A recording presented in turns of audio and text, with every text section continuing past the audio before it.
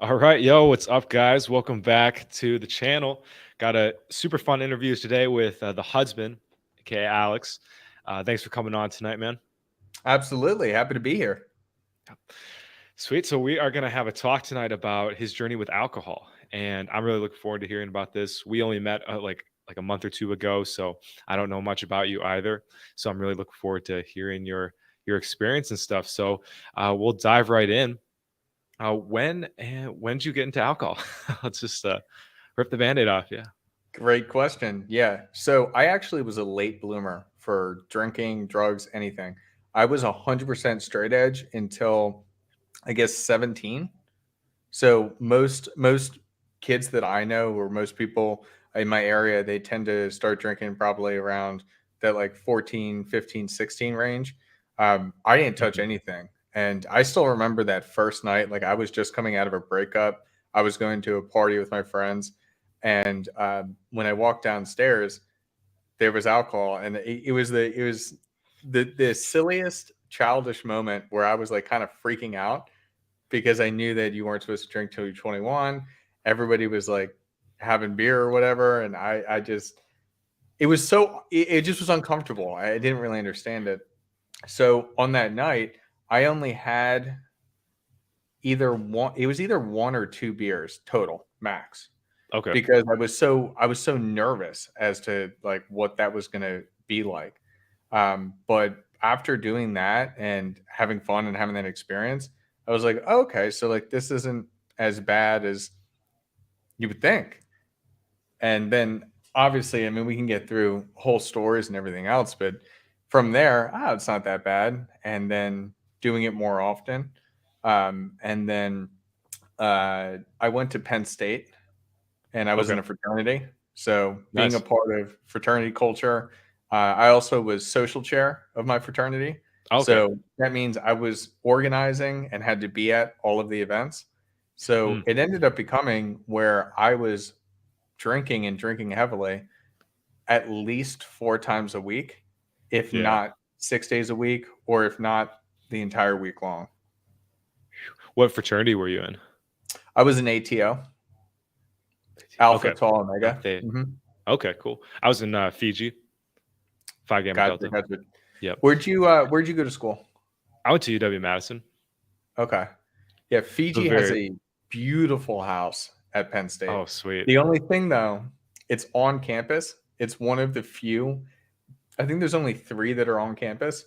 So they have to be very, very careful of what they do because there's no Mm. alcohol allowed on campus. Oh, So really? yeah, it was Oh, a very interesting. strange kind of situation that they're put in. Yeah.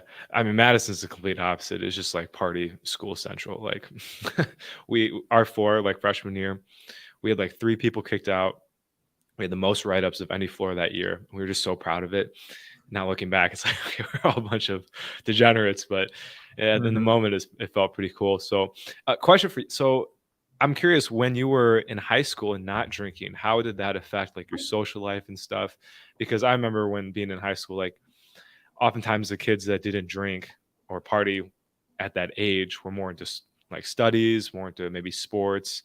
They didn't really have a huge social life. So what was that like for you? Sure, yeah. So you could definitely categorize me as more of the nerdy type. So um, I was focused on studies. I was very much into video games. Like I could not Okay. wait until Friday night because I knew that meant that I could just play hours of Halo or Call of Duty. So that's kind of more what my life looked like. I mean, hell, I even had some other hobbies. Um, I was actually looking at some stuff today, and I actually bought a Yu-Gi-Oh 25th anniversary box because I used to play Dude, professional Yu-Gi-Oh. Like no I way. would, No way. so yeah, so That's I sick, dude.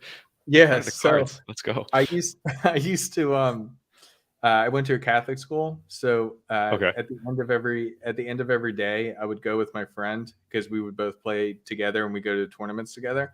I used to go to the chapel with him in this side room in the chapel, and we would just play test against each other for hours. Oh, that's sick, dude. Um, Yeah, guys, comment down below if you want us to just talk about Yu-Gi-Oh for the rest of the stream because I am down.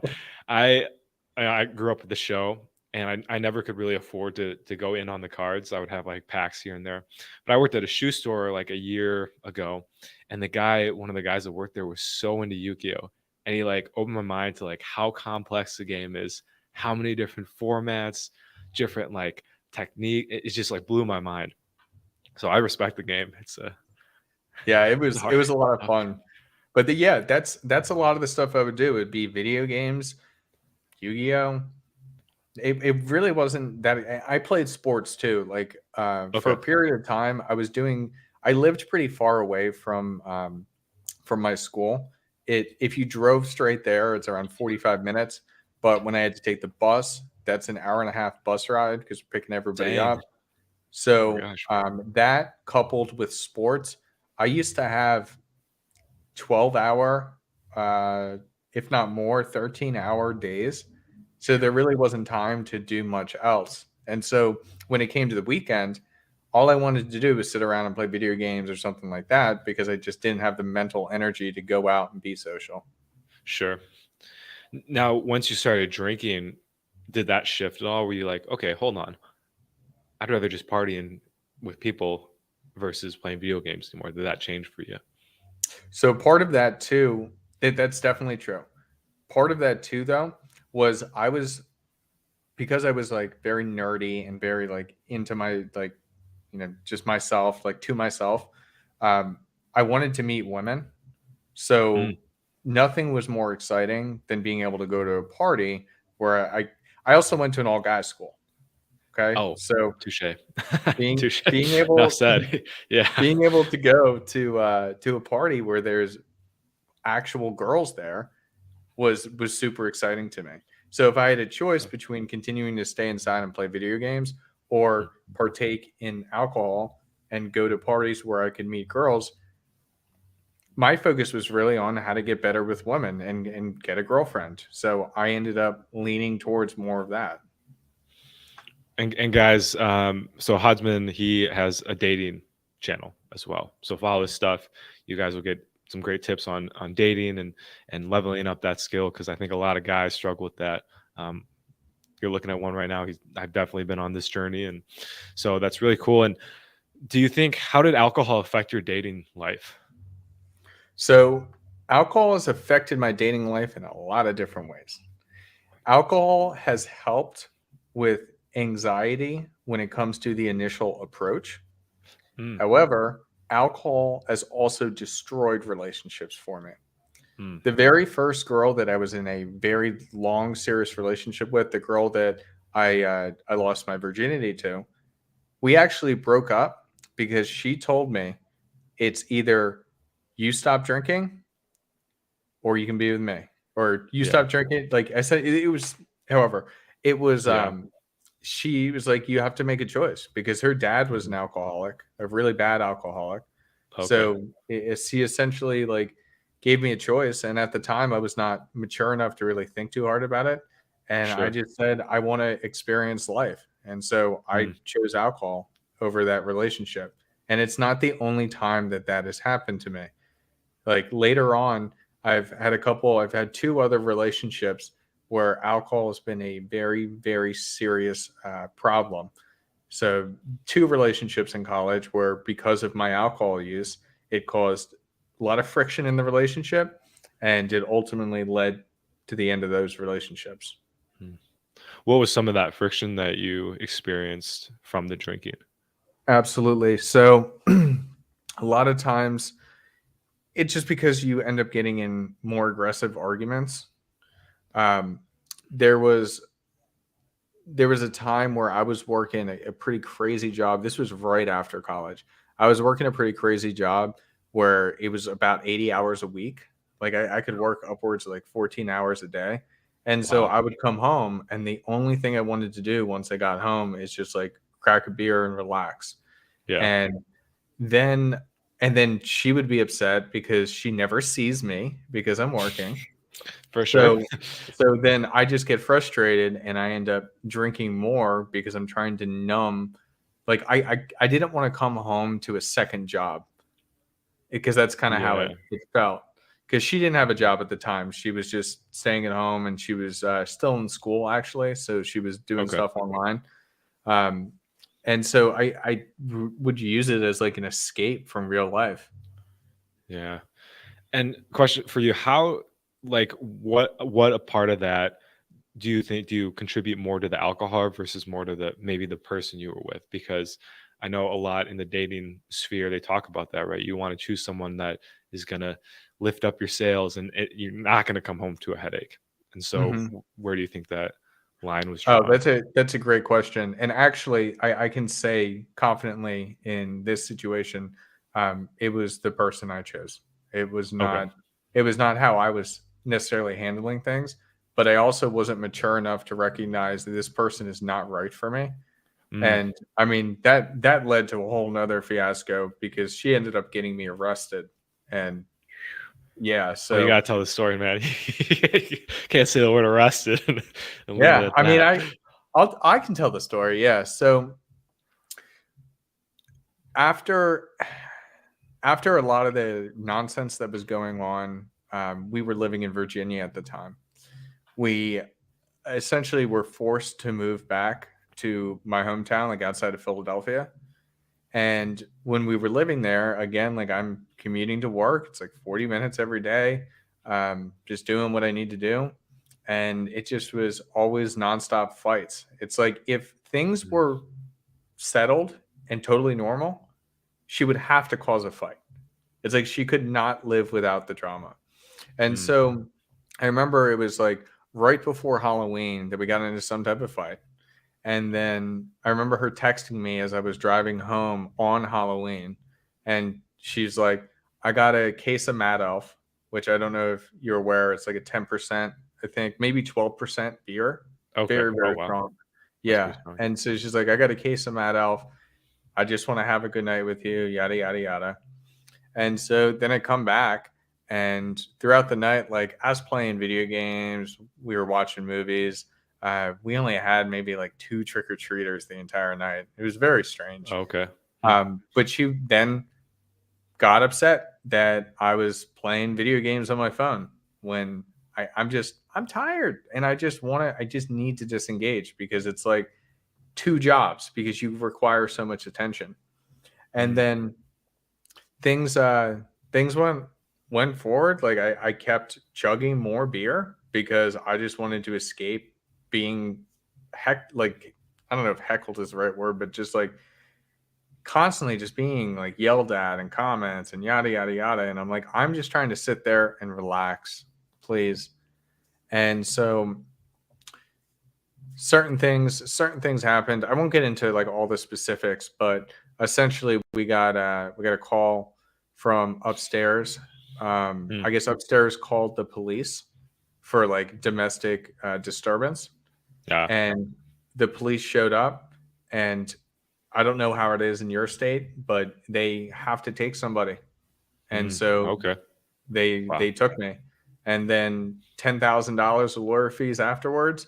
Um, finally got cleared up, but I had to spend the night in jail.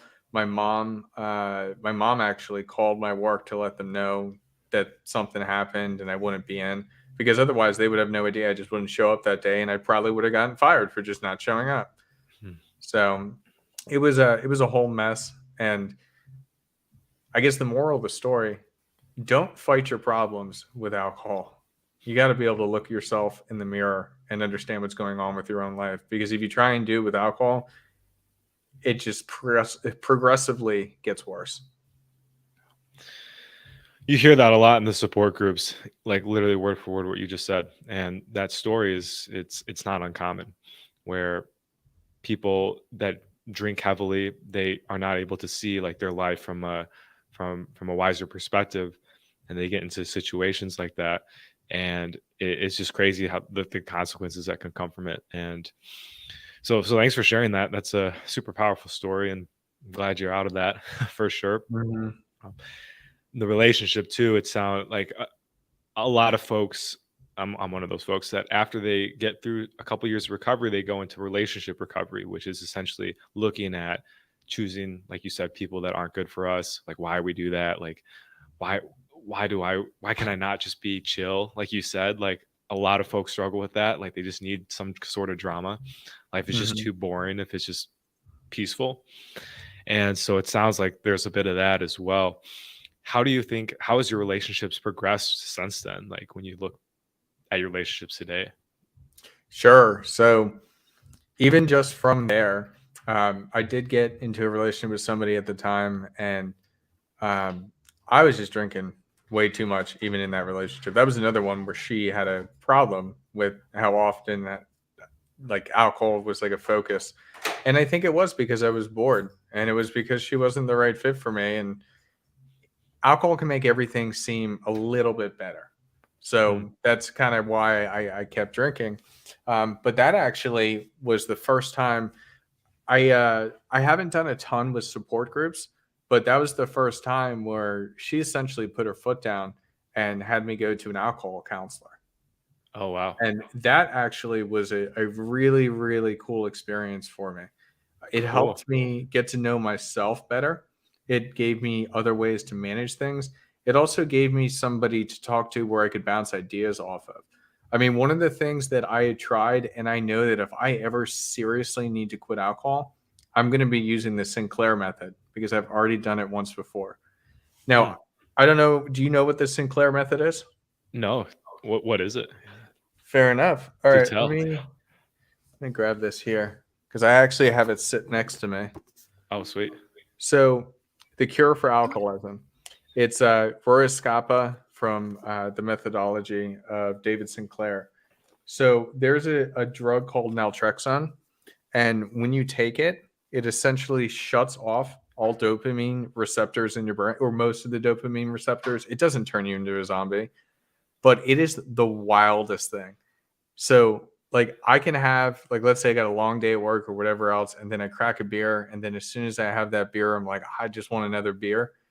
This makes it so that when you take that sip of beer, it just tastes like beer. There is no interaction between the alcohol and your dopamine. Huh. It's really weird, man. It's really weird, but it works. And so what people do, the Sinclair method is essentially you take naltrexone about an hour before you're going to drink, and it essentially makes it so that even finishing one drink is more of a chore than anything else.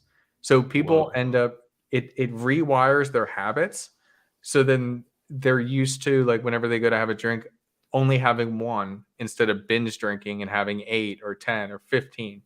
Sure. And does it work anything like mentally? Does it teach anything about like changing mindset, or is it just mostly a chemical thing with the It's mostly naltrexone? a chemical thing. I mean, they using it in that way because, like, what they do sometimes is they'll give you naltrexone when you struggle with alcohol. There's naltrexone, and then there's another one which makes you like throw up whenever you Mm. drink alcohol. Ooh. But naltrexone it's prescribed as a once a day pill. Okay. However, the Sinclair method, it's not once a day. It's an hour before you're going to drink.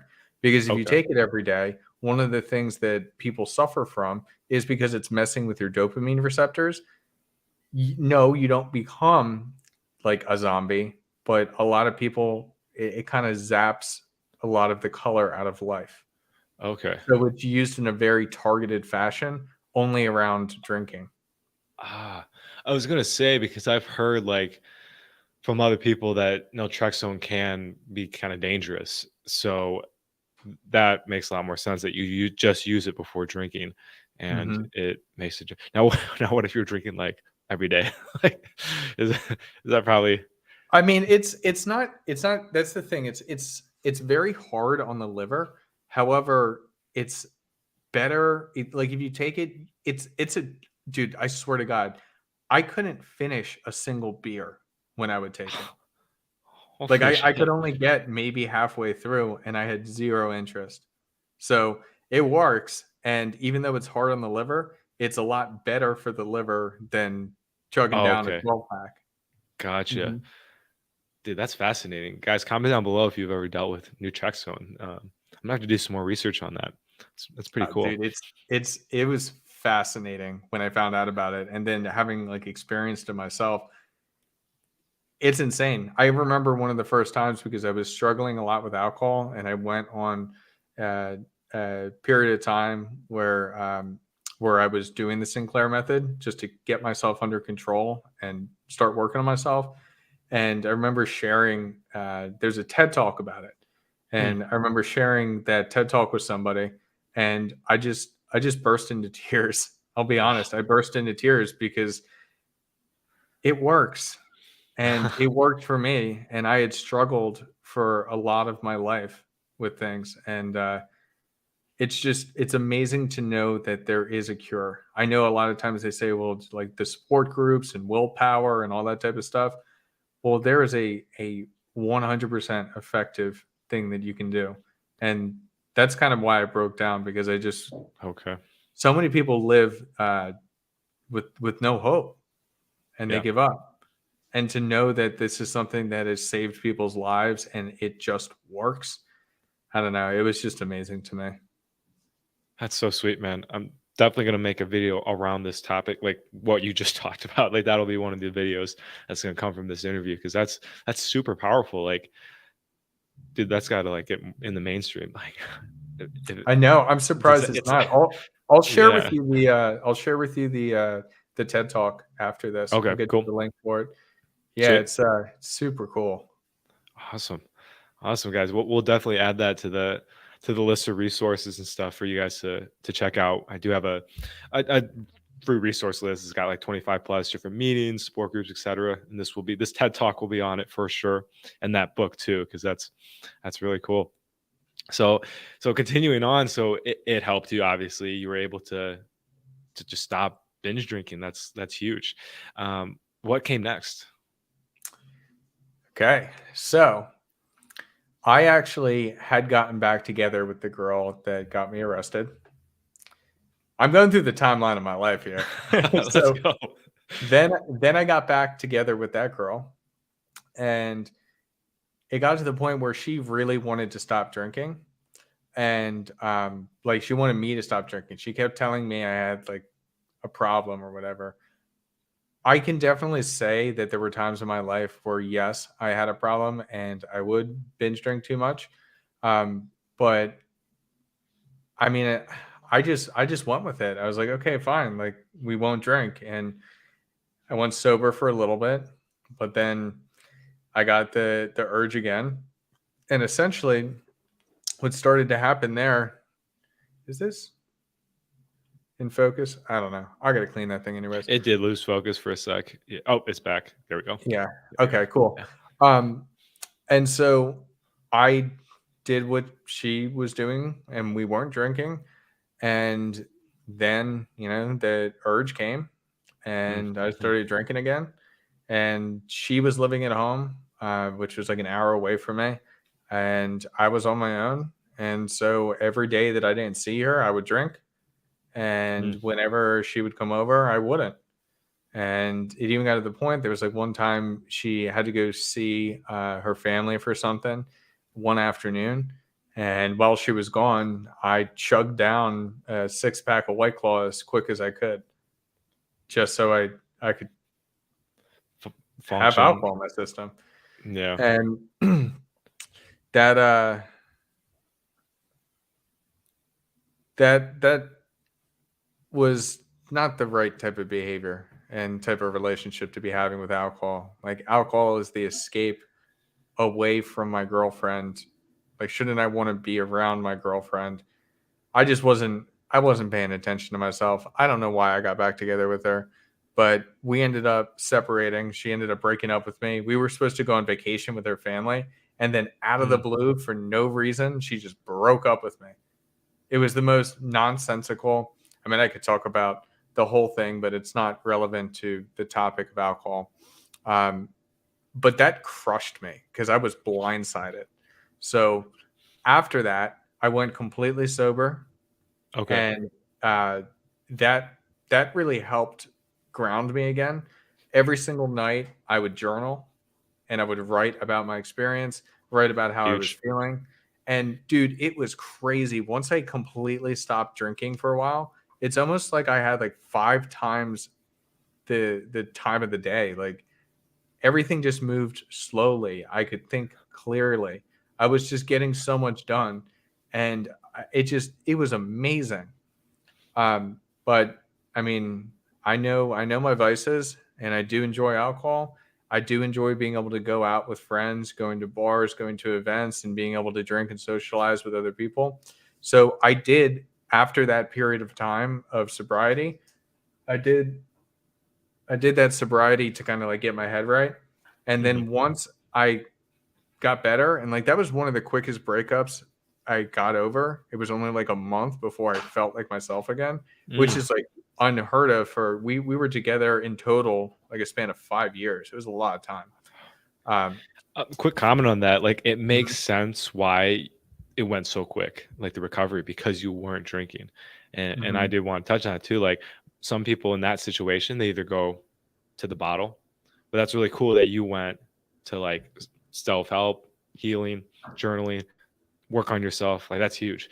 Why do you think you made that switch instead of going to the bottle, like a lot of folks would do?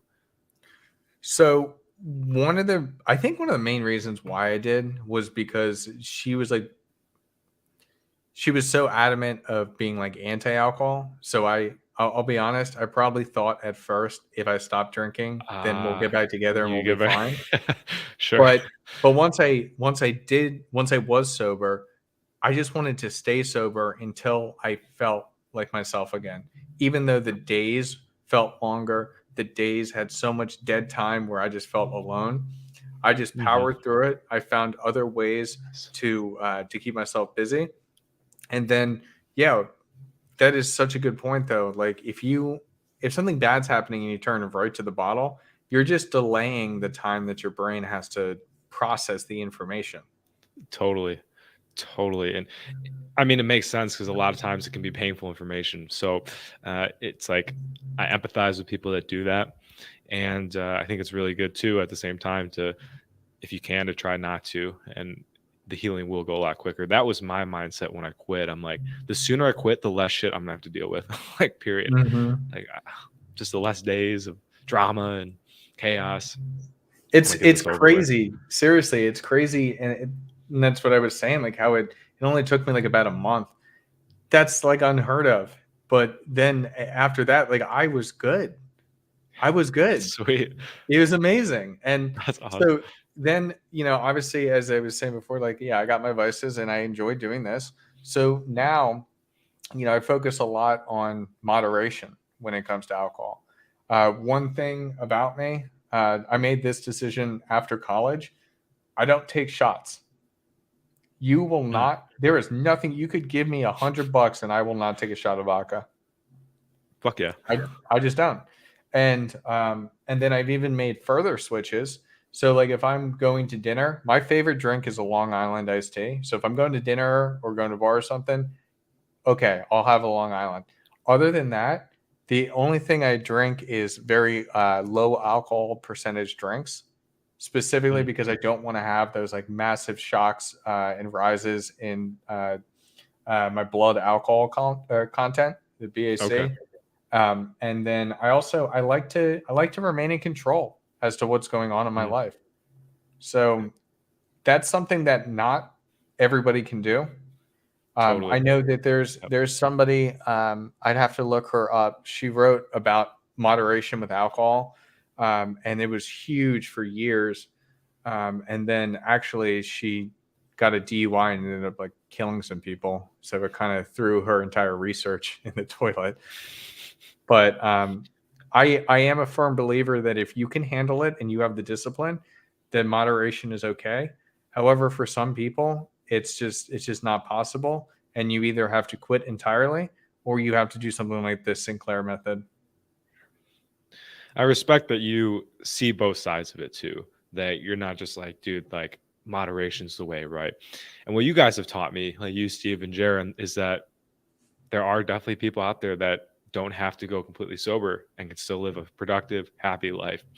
And that's kind of been a shock to my system because I was in the mindset of like, like sober's the way, right? And it's like, well, no, these guys are like, we're having a great time chatting with these guys. Their lives are good. It's like I would argue that maybe my beliefs were not as strong as I thought. So I really appreciate you talking about that. And it's helped me too, like being a little less rigid on some of my recovery stuff because I noticed that I was getting a bit almost addicted to not being addicted, where I just like, Hmm. if anything that brought pleasure into my life brought pleasure, I was like, oh no, this is a red flag. Like crap, I gotta get this out of my life. And eventually I'm like, I'm gonna just be like in a cave with like a bed. And then eventually I'd be like, well, the bed, I'm exaggerating here, but I'd be like, the bed is comfortable. That's causing pleasure. I got to get rid of that. I'm addicted to this bed. And so you guys are helping me see, like, okay, You're just sleeping on the floor in an empty right. apartment. And then I complain because there's carpet and the carpet's too comfortable. So you got to rip that out. So That's funny. No, but that's it, so true. I hear that from a lot of people. It's like they get like addicted to their non-addiction anymore. And it becomes too much. Like, or it's essentially like replacing that addiction with something else. Like they're now addicted to not yeah. drinking and they love talking about it. It's addiction to perfectionism and addiction to it does give a little, I'm not gonna lie, a little ego boost, being like, oh, I'm doing something that so many people aren't, right? And it's like Mhm. getting addicted to that mindset. And it's like, whoa, whoa, whoa. Like you're just a human. You take a shit every morning like everyone else. You're gonna die one day like everybody else. You just happen to honestly just chose this path. And it's because the drinks didn't work for you and you can't control it or have moderation with it. So yeah, I like that coming full circle here. Like everyone's different. I think it's like, yeah, important to find what works for you and be really honest with yourself if the moderation isn't working. Because I know if someone would have told me when I was quitting, hey man, why don't you try moderation? I'm like, sure, I'll try moderation. And I would have tried it to every night with 12 beers and a, bottle of whiskey. I really like Jack Daniels. That was my go-to. And I would have been like, well, I'm still trying moderation, guys. Like, give me a break. So I like too that you experimented with both sobriety and trying it. So yeah, any other thoughts on that? Yeah, yeah. I think one of the most important things that you kind of said there is being honest, being actually honest with yourself. We know if we are out of control. We know if we cannot do moderation or can't control things or if things are bad for us. We know that. So we need to be able to look at ourselves and honestly reflect on it and not get defensive. I know a lot of things with addiction, when somebody challenges you and says, like, oh, like you're addicted, you have a problem, we tend to get defensive. Like, Mm, understand yourself. Like, I would get very defensive myself with people, but that the reason I'm getting defensive is because deep down I know they're right. So mm, if we're able to be mm, honest with totally. ourselves, then we can actually tackle our problems effectively. Okay. Wow, that's the hardest part, man, is just getting through that initial like, fuck that person. Yeah, Yeah. that's tough. I had a conversation today with somebody and it got a little defensive on their end. And because they got defensive on their end, I got a little defensive on my end because I'm like, what if we're both right? Like, what if both our perspectives are? But I don't know. Anyway, we could dive into that. But yeah, that's definitely a tough challenge to get through. So had a well, actually, let's take a quick pause and we'll go through a couple of the comments here. Yeah, I was just Maybe looking the at these. cool. We got the Quant Finance Business Mentor. It's a badass thumbnail. Women make you consume more alcohol though because when you go out, you have to drink, right? Any So thoughts? I do want to speak on that. That is true. There is definitely more pressure when you go out. However, there's other ways around it. Like let's say, for example, you just order um, a club soda or even ice water or something like that. Hmm. No one you have to understand, everybody cares about themselves. So if it looks like you've got like a vodka tonic or something, and it really just is water or club soda, that like no one's gonna challenge you or call you out on it. No, So no. that's one of the best things that I've seen a lot of people in this space and a lot of people that have struggled with alcoholism in the past suggest, because you still fit in. You don't stand out. Like it's not like you just have no drink in your hand the entire night. So you Mhm. don't stick out like a sore thumb, and no one's going to give you a hard time. And Yep. if somebody gives you a hard time, just say, "Oh yeah, I don't drink." Stand by it. Like people Mhm. may make fun of you, but they're making fun of you a lot of the times because they're not able to have that self control themselves. Ah, okay. Yeah, it comes back to a reflection within. Hmm. Totally. That's exactly what I do. Like I get club sodas, obviously, because I'm not drinking. And bonus on that is you don't have to pay for them. So you just get, you get the whole experience, but you don't got to pay $1. So you get a free date Hmm. pretty much. And they don't care. Like the date doesn't care. They're just happy that you ordered something for them and they don't have to think about it. They're like, sweet, I got a drink or something. And then usually you both feel better after because you're now hydrated. It's like it's a Hmm. win-win. That's cool. Yeah. Go for the club sodas. It's a great tip. Sweet guy. Next one here. Thank you, Bedtime Wisdom. Fantastic work. Great vids. So with alcohol, don't you have better sex? Question mark. When the woman is wasted and drunken, she can't judge your performance. So you perform better as you have no stress. Hmm. This is a double edged sword. You're not wrong on not having as much stress and anxiety. However, there's a fine line, and that's what's so dangerous about it. There's a reason why they talk about whiskey dick, where you're not able to get it up. And that's because if you have a little bit to drink, yes, you may be a little bit looser, more confident. But then once you cross a certain threshold, everything, one, things may not physically work. And two, you're not going to remember the experience all the way through. It's almost going to be Mm, like a grainy picture in your memory instead of a clear photo.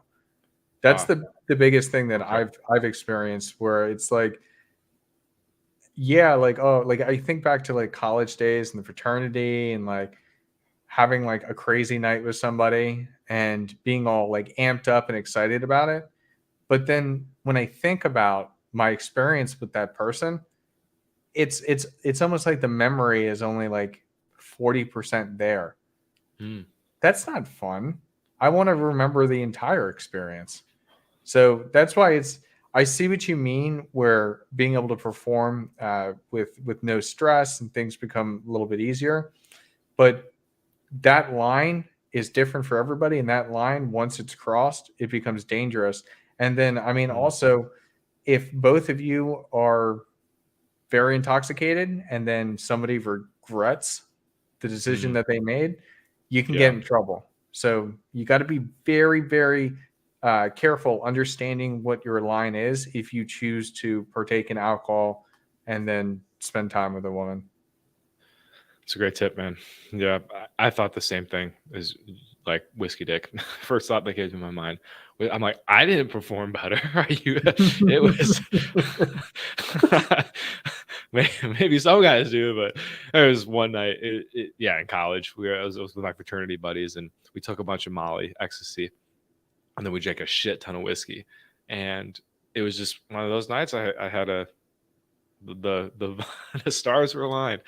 And yeah, let's just say the stars slowly sank after we got back to the to the bedroom because and it was just like it was so embarrassing, dude. Like obviously now I don't care, but in the moment I'm just like, are you kidding me? Like this is this sucks so bad. And it was all because of whiskey, but anyway, yeah, so great question. And I found now like yeah, it's um the stress is definitely less once I think you can practice a few times sober because it's like just like you said, you get that spiritual connection with the person and that just Mhm. it overrides everything. So I'm curious how has your dating progressed now since you you have a better understanding of yourself, a better understanding of your body reactions to alcohol. How does that translate to your dating? Hmm. Great question. So right now, I've actually been in a long-term relationship with. She's essentially like my fiance. Like we're gonna Oh, get sweet. married. Nope. But we've been together for a while. But even before then, as I kind of like transformed with this, a lot of the stuff that I used to do would be just get wasted and go to the bar. And obviously, that's Mm, just not going to work. Not if you're trying to actually develop a connection with somebody. So typically, what I would do with my dates, um, I wouldn't like we would have maybe drinks with dinner or drinks at the bar, but I wouldn't do what I did in high school or not high school in college where I'm like always pre-gaming or I'm always drinking before a date. mm, It's where we get to the date and then we drink together. Okay. So we're kind of flowing on the same path. And that's one thing that in mm. college, and I don't know if it's just like a Penn State thing, but everybody they would just rip shots before doing something that was stressful Oh to them. yeah. Oh I even yeah, had, dude, I even for knew sure. people that would rip shots before an exam. And I'm like, Damn. what are you doing? That doesn't make I even tried it once because people swore by it. So I tried it once and I was like, I did crap on that exam. Why did I do that? So that's kind of the difference. I think when I kind of understand alcohol a little bit better, is not drinking before a date. Like drinking is always better as an experience with others instead of an experience by yourself. Mm, huge. Clip that. Yes. And that's where I think you see a lot of the folks that do get into these programs and do really struggle. They're usually drinking by themselves, just like you said. They're not with a Hmm. group of homies having a great night together, right? It's very isolating. So yeah, like yeah, that's that's spot on Yeah, for sure. absolutely. Do you do you have a group of guys that you like get together with now that you go out with? You can have vibe together and stuff, or is it kind of you and your girl mostly? Are you asking me if I have friends? Well, I guess that was a no friends. We're That talking was we're talking funny. strictly guys that you vibe with to drink. Yes. Yeah. You Yeah, got no, friends, yeah. Wow. I've got all types of groups and friends.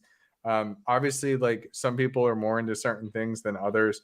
There's people that I hang out with that don't drink. Like I was supposed to talk to him tonight, talking to him later this week, and we hang out maybe once a month at least. Okay. And if he drinks, he only has one drink. Other than that, he almost never drinks. So like we go out and Mm, I may be drinking, he doesn't drink. It's totally fine. We're still very, sweet. very good friends. And Nice. then I've got the other friends where, hey, we're gonna drink until the sun comes up and just goof around and have a good time. So yeah, like I think the most important thing with that is just understand everybody is different. It doesn't mean you can't be friends with somebody or can't get along with somebody. Just Yeah. don't judge like how they live their life. It can maybe different than yours. Mm, And if somebody is able to not judge your life and how you do it, like this guy's seen me drink back like 5 Long Islands like throughout the night, like a lot of alcohol, and everything's cool between us. Like he doesn't judge me. So yeah, I know. Especially when you're trying to make a decision to drink less or not drink at all, you may think I'm going to isolate myself from my current friends, or things are going to change. If they're truly your friends, nothing is actually going to change. hmm. That's huge. That's so true, man. That's so true. Some of my closest friends, they can still drink. They still drink on occasion. They'll have beers after work. And it's like, honestly, like I'd like to spend my most of my time with those people because they're just fun to hang out with. And it's that's so true. Like and those guys, one of them actually looks ironically a lot like you. It's really funny, and he's coming to my city, so we're gonna get to hang out a bunch this summer. And we were college roommates and stuff. Yeah, he can drink. He is working on quitting a couple substances, which is great. But he's not going like full gung ho cold turkey. And another golf buddy, he drinks it after work and stuff, and we have a great time when we spend time together. So I think that's just like a great point coming full circle, is that as long as you aren't judging each other and your lifestyle, that's really what matters at the end of the day. Yeah, we get to choose. We get one life. Everybody should be able to choose to live it how they would like. As long as you're not doing things that are destructive to other people, I don't care what you do. It doesn't matter. We should be able to, everybody has different brain chemistry. So whatever it is in life that you enjoy, as long as it doesn't harm anybody else, you should be allowed to enjoy it and choose to live life the way that you would like to. That's how I view it. And two, like going off this, kind of a word to the folks out there too, like if you do have a friend and there is a lot of judgment between you guys, that's probably a sign that maybe the friendship isn't super tight. And that's been hard for me to accept, is that, okay, like maybe everything aligns, right? Like we're both sober, or we both have the same, career path or something, like, something where on paper it looks like the perfect friendship. But when you hang out, it's just like, it's not fun or enjoyable at all. That's like, that is so true. I want to mention that because like this is kind of an extreme in my personal life, but I have some friends that absolutely love cocaine, and I've touched cocaine before. I do enjoy it, but I don't love it. And if I'm going to hang out with somebody, the first thought in my head isn't, let's do cocaine tonight. Like that is just ridiculous to me. But I do have some friends that now are not as close as I once viewed them as, because every time we hang out, it's like nonstop. Yeah, you want to do some coke? Or they're like, pull it out, or they're push it towards me. And it's almost like they feel guilty doing it if they don't have somebody doing it with them. But I don't understand that I just don't want to do cocaine. I have no intent of doing that. So that's totally true. Like that's the whole thing, especially when you go sober and you go to a bar with your friends and you're having a club soda and they're like, dude, come on, you're such a pussy. Like, why don't you have a drink with us? Like, those people aren't really your friends, because they care more about not feeling guilty about themselves doing something than they do about respecting how you're choosing to live your life. Now, I'm going to play devil's advocate here. What if you do really disagree with what the other person's doing? What are your thoughts there? So I guess I would need an example, because essentially before I ask for an example from you, it's kind of like what I had just said, is that as long as what you are doing is not harming other people, it's not my business. It's how you have chosen to live your life. Yeah. Gotcha. Do you have like a specific example that maybe I could dissect a little further? Sure. Let's say, I'll just use the one you were using. Like, let's say you are the one that is drinking and your buddy is trying to go sober, and they're just like miserable, and you're just like, dude, like, why are you doing this? This is I can tell you're not having a good time. You're bringing the vibe down, etc. Like, we're here to have a good time. What, because is it because they're not drinking? Or I think you said it backwards a second ago. Am I the one drinking? They're not drinking? Yeah, let's say a group of us, we're drinking, just to kind of switch that scenario you said. And then the person that is getting sober, whatever, that they're there with you. And they're just kind of a buzzkill. But as soon as I said that, it's like, okay, if they're not like having a good time and they're being negative and stuff, then they are technically causing harm. So it's like, then maybe it's okay to step in and say something, right? Yeah, because they are. They're killing the vibe. And it's like, look, if you're not comfortable being here because you can't drink, then don't come here. Bars are no longer your environment. That's okay. Everybody likes different things. Some people get up at 5 o'clock in the morning and go on hikes. I'm not that person, but I know people that are. So that's another thing to understand too. When you change your habits, whether you go sober or moderation, whatever it is, understand that when you change your habits, it does have a ripple effect. Other things in your life will change. So if you Mm, have to go sober and you know that if you're around a bunch of party people, you're used to going to bars or clubs, and you go and do that, you're going to be tempted to drink. I mean, it's the same thing as what they talk about in some of those support groups is develop new habits. Don't go back to the old places where you used to use. Because if you go to those same places and do the same things where you used to use that drug, you're much more likely to fall back into it. And so just understand that when you make a change like this, you just got to do something new. And whatever that new mhm, thing is, there's plenty of things out there that you can enjoy. But just understand that totally. it's not just stopping a substance. Some things also will change, different events and activities that you do. Yeah, that's a great point. And two, like you might get there and you might want to hang out with the buddies that are still using at the bar, right? But what Hmm. I found is like eventually it'll just get annoying.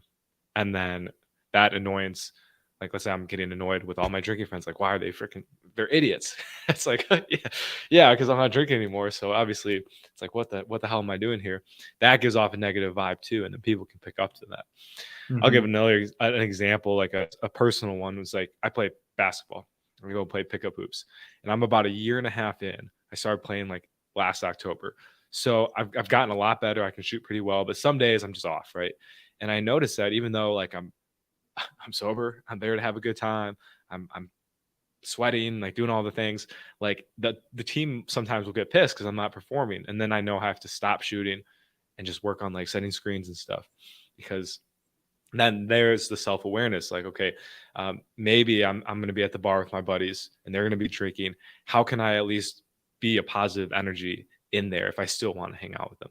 Can I offer to be DD? Can I I don't know, get people water, something like that, just anything to not be a buzzkill because yeah, it's being a buzzkill sucks from Yeah. experience.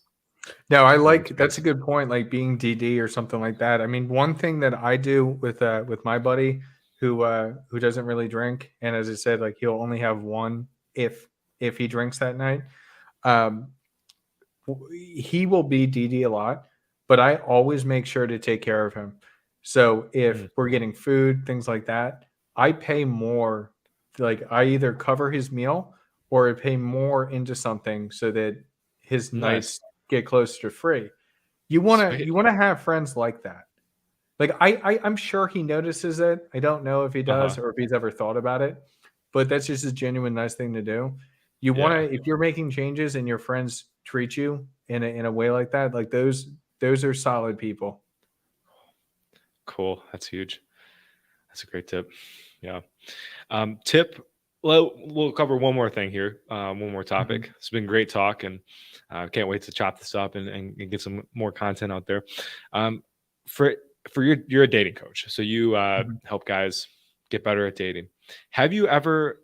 What is your experience with dealing with people who don't drink, or have you just not run into clients that are in that space?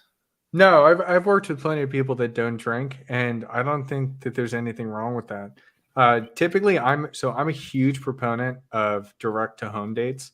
So essentially, my system teaches you how to start a conversation. Like typically, it like let's just use dating app. Okay, so typically with a dating app, you match. I'll give you some things to say back and forth, and then you'll do like a video chat with them to essentially screen to see if you guys are actually compatible. And through my methodology, and I won't give everything here, a direct home date, and so having her come over and you guys have dinner, watch a movie. It's very low investment, and it works extremely well. Um, there doesn't have to be alcohol there, right? Yeah. And there's also Right. you could also do it in activity. Like, let's Mm, say, for example, um, you set up a date with somebody, and it's like, oh, I want to, this Saturday, I'm going to go to the river canal. Why don't you come with me? We'll take a walk and then grab breakfast or lunch afterwards. So you can do things like that. I think if worrying about alcohol is a big piece for you, then an activity date is definitely the best. mm, okay. Now, on the activity date, do you still do the like? Would it be then activity to home, that kind of thing, or do you just kind of leave it at the activity? Because there's a lot of talk that says like, don't invite a girl home right away, because it's like obviously. Well, um, then I guess I'm just an idiot because it works well for me and it works well for my clients. cool. I'm But asking with curiosity, man, because that's yeah. like, because honestly, going to the for me, I go to a like a cafe. It's like a cafe bar, and I mean, it's not. I don't really like going there. It's like I go there for the date to get to know the Mhm. person. But there's a way to just kind of skip all that and just say let's just hang out, right? Because Yeah, then like and that's what I yeah, sounds essentially way teach. better. That's what I teach Okay, guys to do. Um, and there's certain things you can say and certain ways to do it to make it a reality. But yeah, when before I got very serious with my girl, that's what I would do. And I would have girls come direct. They would drive directly to my house. I didn't have to move, and we'd split a bottle of wine, and all good. I mean, cool. there's a lot of ways to do it, but yeah, like let's say you even are doing an activity date or something like that. I mean, you can always say, you know, Ashley, I don't know about you, but I'm having a heck of a lot of fun with you. Do you want to go back to my place and then insert activity here? I'm seduced. Yeah. You got me there, man. I It's was just like, simple. sure. You just again, guys overthink it a lot. Um, both guys and girls overthink it a lot, to be honest. You Yeah. just need to follow the natural flow of conversation and time being spent with Mm, somebody. If you're gotcha. really enjoying time with somebody else, likely they're enjoying time with you too. And Mm, if you guys are already having a good time together, you guys are going in the right direction. yeah. And it's okay not to enjoy time with another person as Hmm. well. Like I think that's one of the hangups for people that are new in dating. It's like every date has to be great. It's like no, some dates kind of blow. It's like, Yeah, it's like whatever. there's been so many dates that I've gone on where the girl rated it as like a 10 and I rated it as a 6. And I'm just being like too hard on myself thinking that I didn't make it good enough. Oh, So that's happened a wow. lot. It's really interesting you say that. And I actually may dive into that topic at some point because I hadn't thought about that in a while. But that is definitely the truth. Like we're so hyper focused on everything being perfect, but the other person's just enjoying the experience with you. Totally. And when you can stop needing it to be perfect, then you get to enjoy it too. And then it's like, okay, this is Hmm. actually fun. Like this is what that's what dating's all about, right? Not just like, Hmm. okay, am I doing this step at this time? It's okay, it's 8:15. Now I activate this strategy. Go. It's There are so many people that seriously they are that robotic with it. That is true. yeah. And it's tough because it's like you almost have to learn a little bit of roboticness at the beginning, I think, when you're just starting out, so you can do like the basics like riding a bike, right? But the Hmm. next step is getting to where it becomes integrated, and then you just get to be yourself. Like that's what confused me so much when I listen to some videos like from guys in the dating sphere, like your buddy, guys like Rolla. They sometimes they do say be yourself, and then on the flip end, uh, the same in another video they'll be like don't be yourself, but they're saying be yourself after you've learned some techniques. Then you can just be yourself, and it's just natural. Yeah. Yeah, no, that's a fair point. It's essentially like act this way until you start to get success. And then once you get success, you can be a little bit more you'll gain more confidence and then you can Yes. actually be yourself. Yeah. Honestly, dude, there are so many people in this space. I kind of feel like what it does is it just kind of creates a circle of confusion that guys never break out of. That's my Totally. biggest critique of some of the people in this space. Oh, I don't think we'll have to Rolo's talk about that sometime. I I don't think Rolo's necessarily guilty of it, and I we'll talk about it another time. I'll let you know Yeah, who I think is really some of the people that not the best use of time. sure. And kind of, yeah, off that, like, part, I think it is, like, they're talking to people that, like, when they say don't be yourselves, they're talking to guys that are, like, literally, like, living with their parents. So it's like, yeah, you don't wanna just, like, go out and be like, "Yeah, I'm with my mom. She's picking me up after our date." Like, that's when you don't be yourself, because that's My gonna mom dropped me off here. She she gave me some money so we can eat tonight. I have enough money for us to go to this restaurant, but mommy didn't give me enough money for that restaurant. I'm not gonna lie though, if that guy can get a date in the first place, like, that's pretty impressive. Props to him. There you Like, go. balling, balling with mom. Awesome. So yeah, guys, I think we'll wrap it up with that. Appreciate everyone who tuned in, and yeah, thank you, Alex, for coming on tonight. It's a great Yeah, conversation. this was fantastic. I love talking about these things. I guess the last thing I want to say, everybody has demons. We all struggle with addiction in different ways, whether it's something destructive like alcohol, weed, cocaine, any other drugs, or even if we're a workaholic and then we neglect our personal relationships. Everybody has addictions, everybody has struggles. It's important to have the conversations. It's important to understand ourselves, be honest with ourselves, and find things like this, Sobriety University, where you can go ahead and break those addictions and break the cycle. Absolutely. Husband, where can people find you? Yeah, so down here, IG is probably the best place at the Hudsman. If you're interested in anything related to dating, you can go ahead and right from there, you can schedule a consult with me. Or if you want to shoot me a question about anything, or if anything I said about alcohol or addiction in this resonated with you, please let me know. Also, comment below, of course. But yeah, let me know because this one's huge for me. This is actually one of the very first topics I ever did when I did a live stream. And I No talked way. about my own Best experience way. and struggles. And I mean, hell, with my relationship with alcohol, I ended up led to an arrest. I got arrested because of Mhm. it. Those aren't fun stories. So No, yeah, it's that's about all I ironic got. too. You lost 10 grand when finishing up Yeah. here. When I was my rock bottom, I got robbed. I was selling weed. I got robbed about 10 grand. So I Oh think we're gonna have man. to start a community called the 10 grand boys. 10 If you've grand lost club. 10 grand, uh, it is up, guys. All right, guys. Yeah, appreciate it. Have a good night.